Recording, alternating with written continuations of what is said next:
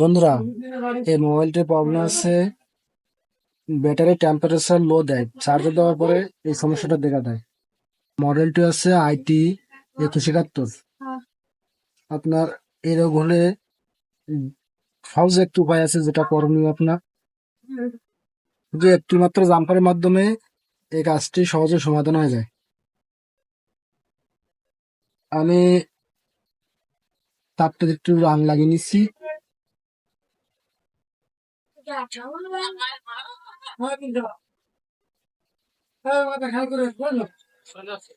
ব্যাটারির মাঝখান পয়েন্ট আর minus point আপনি এক করে দেবেন তার দিয়ে, দিলে আপনার সমস্যাটার সমাধান হয়ে যাবে।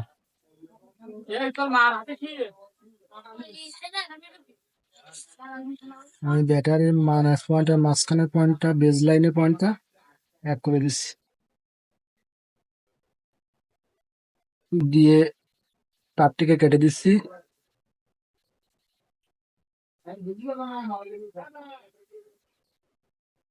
দেখুন বন্ধুরা, সহজেই আপনার ব্যাটারির টেম্পারেচার লো সমস্যাটাই সমাধান হয়ে গেল।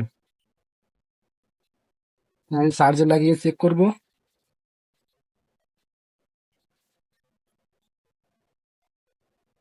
এই দেখুন বন্ধুরা, ফোনটি চার্জ হচ্ছে, আর এখন থেকে আপনার টেম্পারেচার লো এই প্রবলেমটি আর দেখাবে না।